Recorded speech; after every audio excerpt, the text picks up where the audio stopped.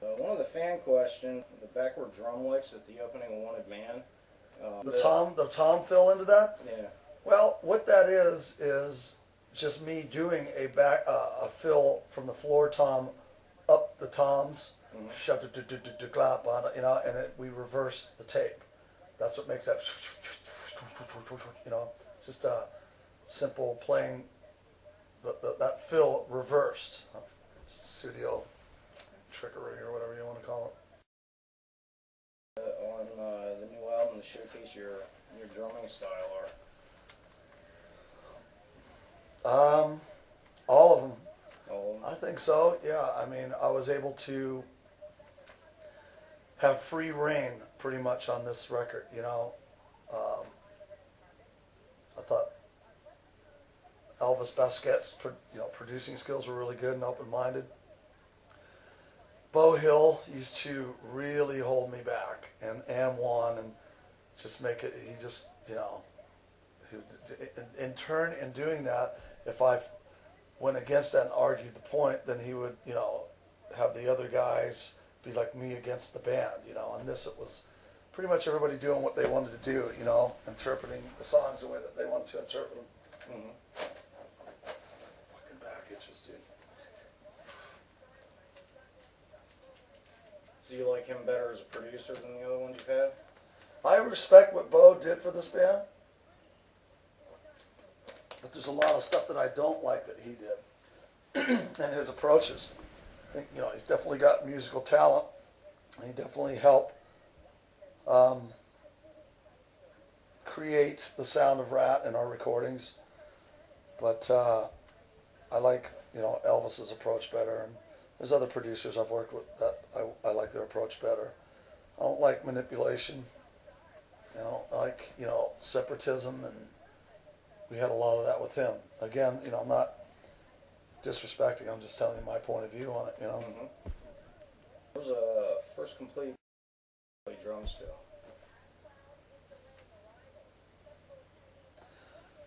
I think I Just Want to Make Love to You by Foghat.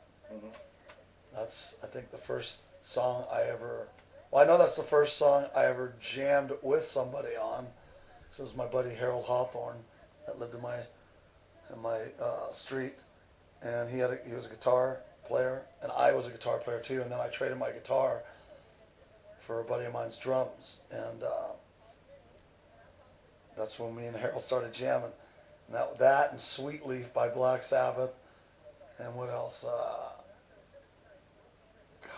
What else were we playing? I don't know, those two in particular, the first ones that come to mind. Oh, and we were Burned by Deep Purple, which was so out of your league when you're not really knowing how to play. Trying to play that song was pretty complicated, but we had fun.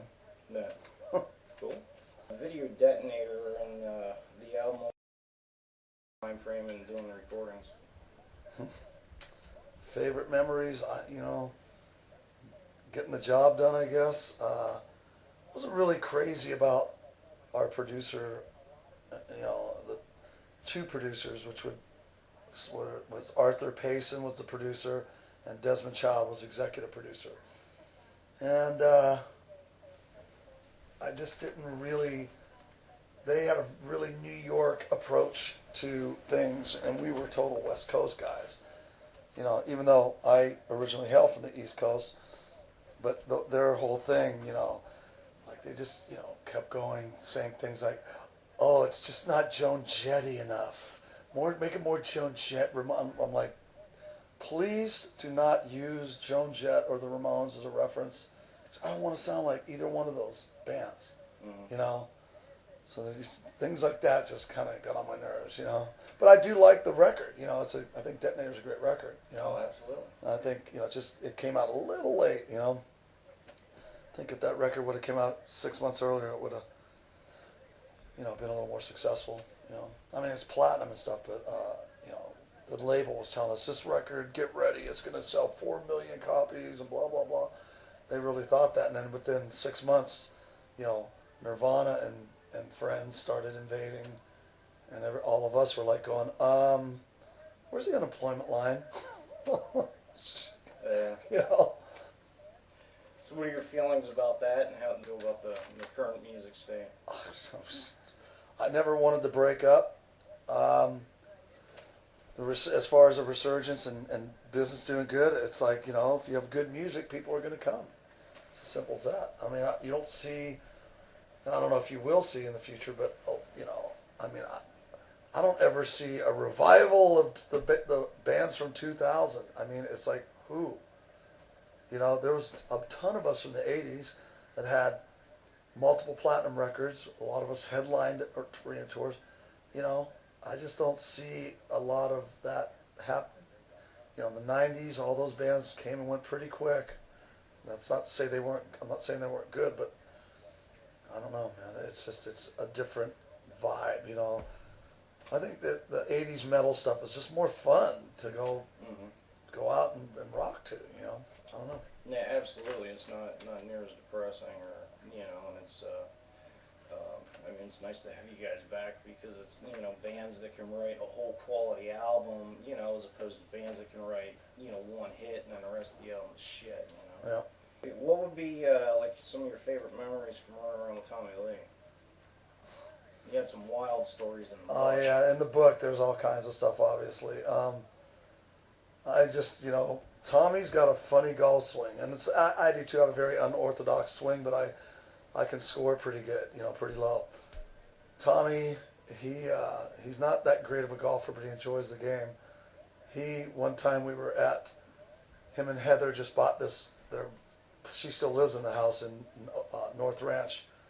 It's in California. It's this big gated, huge mansion community. I mean, it's unreal. He joined the country club there, and he had to go in front of the board of directors or whatever at the North Ranch Country Club, and with some coaxing, he talked his way in there, and they had like a picture of him, when he's mooning the crowd when he do that at the end of the solo, and they were like, "What is this?" And they're holding up a picture, and he charmed him and said, "Hey, it's just a gag, it's a bit, blah blah blah."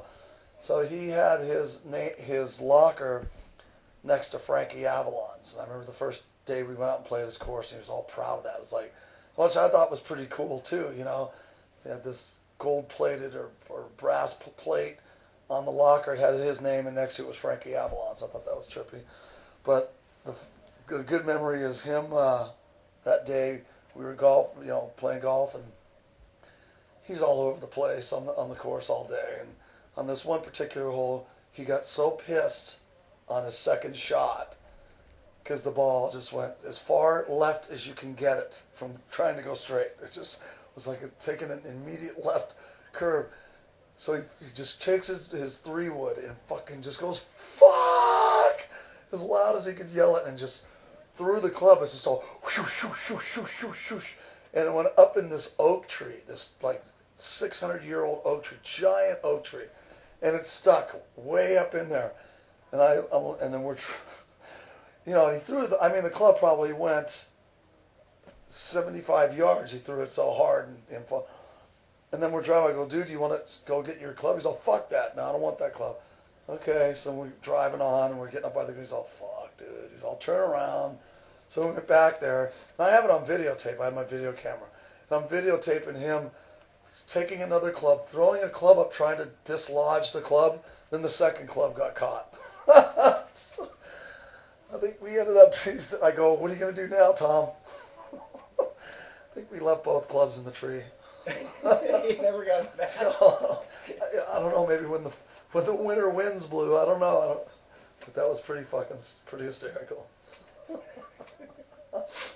That'd be a sight to see. It was funny. I mean, I have it on videotape in a box somewhere. I'll have to watch that someday. Yeah, we had some good, when I was in the service, we used to play a ton of golf, and I had some guys who were like, we'd go out, because they put like a whole platoon out, on the golf course, and it's like, man, they just dreaded us coming Oh, of course, drunk fest. Well, that's what's great about golf. You get to drink and do a sport. It's amazing. Mm-hmm. Absolutely.